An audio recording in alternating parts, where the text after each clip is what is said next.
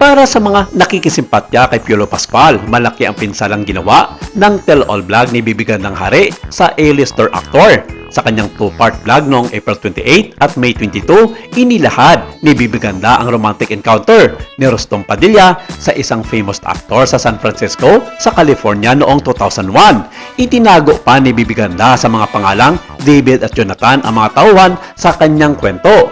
Ngunit sa unang bahagi pa lang ng vlog ay maikalang beses binanggit ang mga pangalang Rostom Padilla at Piolo Pascual.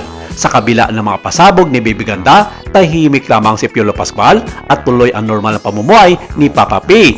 Prueba ang Instagram live niya kahapon, May 30, habang naglalaro sila ng badminton ng mga kaibigan. Samantala, hindi pa tapos ang mga revelasyon ng nakaraan ni na Rostom at Piolo dahil ayon pa kay Bibi Ganda, nagsisimula pa lamang siya. Damaging sa reputasyon ni Piolo na isang leading man sa pelikula ang mga kwento ni Bibi Ganda, kaya may mga nagsasabing may karapatan siyang magsampa ng reklamo. Ito ang tinanong na cabinet file sa isang legal expert na madalas na nakakahawak ng mga kaso sa lokal na entertainment industry. May basihan ba para magsampa ng kaso ng reklamo si Piolo Pascual kay Bibi Gandang Hari? Actually, there is, but the problem is not based here. Sagot ng legal expert tungkol kay Bibi Ganda, he's in the US. Sabi pa ng abogado, and our criminal laws, may territoriality principle, so wala tayong jurisdiction over cases or crimes that are committed outside the country. So, it can be a test case. Sa territoriality principle, ayon sa Britannica.com, no country laws is applicable outside its own territory.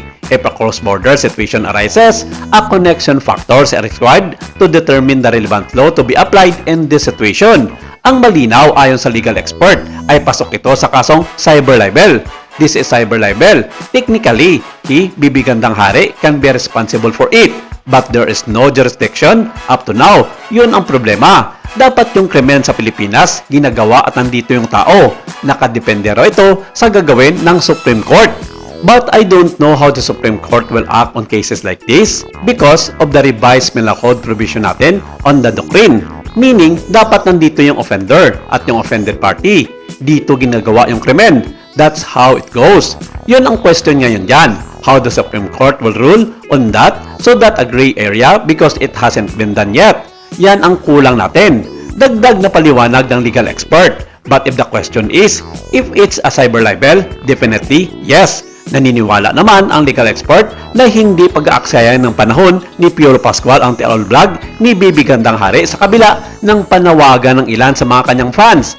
Bagamat nanatili siya bilang isa sa pinaka-hinahangaang aktor sa bansa kabilang na matapos ang 30 years sa industriya, nagpas siya si Piolo Pascual na oras na upang paalalahanan ang kanyang mga tagahanga tungkol sa kanyang pagmamahal sa paglikha ng musika ngayong taon. Ibinunyag ng multi-talented artist na nasa cover ng travel issue ng Square Magazine noong buwan ng Abril ang kapanapanabik na balita sa kanyang BDO Media Day event sa Summit Media Office noong April 8 sa Mandaluyong City.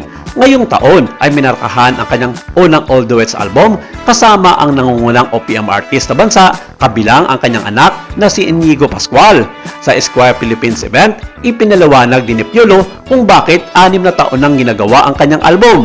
Ibinunyag din niya na magkakaroon siya ng sariling concert mamaya sa taong ito.